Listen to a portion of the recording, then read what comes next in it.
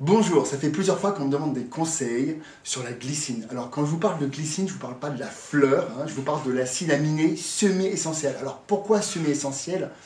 Parce que l'organisme en a un tel besoin qu'il a du mal en fait à en produire suffisamment. Alors pourquoi aujourd'hui on manque de glycine? Alors c'est très simple à expliquer. Pendant des milliers, voire des millions d'années, on mangeait des produits carnés, c'est-à-dire qu'on mangeait les abats des animaux, on mangeait l'os à moelle, on mangeait les cartilages, bref, on mangeait quasiment tout sur la carcasse.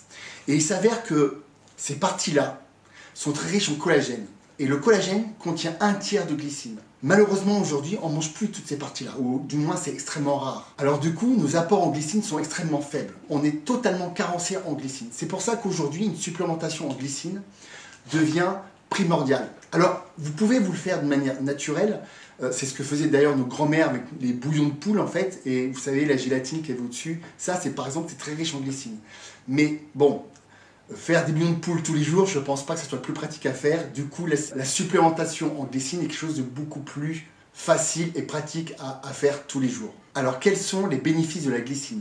Déjà, première chose, et ça pour moi c'est super important, c'est que ça améliore la qualité du sommeil. Et combien de personnes d'entre vous dorment très mal? Énormément, c'est presque un mal du siècle.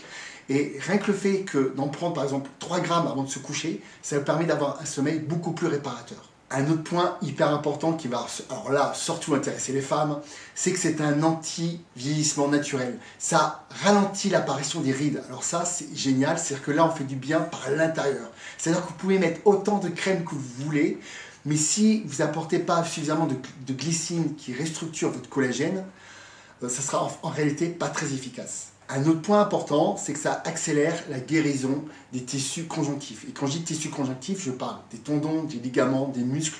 Donc si vous avez de l'arthrose, si vous avez des douleurs, si vous êtes blessé, par exemple si vous avez fait du sport, ça va accélérer en fait toute la réparation au niveau des tissus conjonctifs. Un autre point important pour les sportifs, c'est que ça augmente la force et que ça a un effet anti-catabolisant. Donc c'est vraiment un complément que je recommande à tous les sportifs pour améliorer leur performance. Elle a aussi cette faculté à réduire aussi certains types de maladies et notamment à augmenter l'espérance de vie. Il faut savoir qu'aujourd'hui notre foie manque de glycine. Et la glycine est vraiment importante parce que ça permet de détoxifier le foie. Et on sait qu'aujourd'hui le foie manque cruellement de glycine. Donc une supplémentation est vraiment importante. Alors maintenant, je vais vous dire comment prendre la glycine.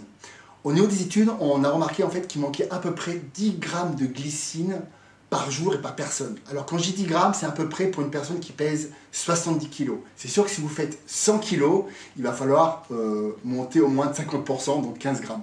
Donc on va dire que la dose de glycine optimum par jour varie de 8 grammes à 15 grammes. Si vous faites 60 kg, si vous êtes une femme de 50-60 kg, 8 grammes pourra suffire. Si vous êtes un beau bébé de 100 kg, vous pourrez monter jusqu'à 15 grammes. Et puis bien sûr, entre les deux, selon votre poids, vous variez entre 10 ou 12 grammes par jour.